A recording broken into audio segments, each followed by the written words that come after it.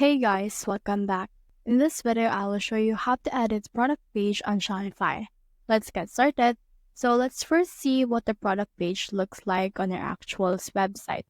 So this is my website. You can click on the shop all right here in order to see your product page. So as you can see, this is my product page and it actually hurts my eyes a little bit because of the color scheme. So if you want to edit it out, what you can do is you can head over in here on your Shopify dashboard, click on this customize right here. And then once you have done that, this will open in here your Shopify editor. So what we can do is we can click on this home page right here, click on products right here, then click on this default product.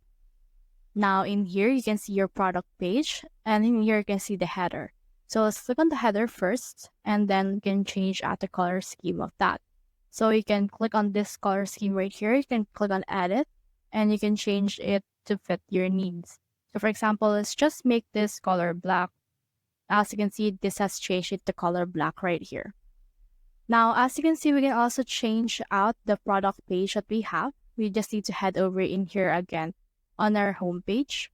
And then on our home page, we can see it's in here the shop all button. So you can click on that shop all button and you can see this.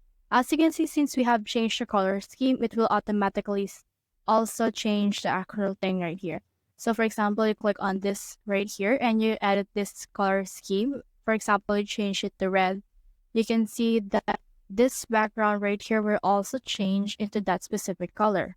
So as you can see, the header as well as the background in here will change. So just head over and then edit out the necessary things that you want. You can also edit out the products that you have presented on your product grid right here.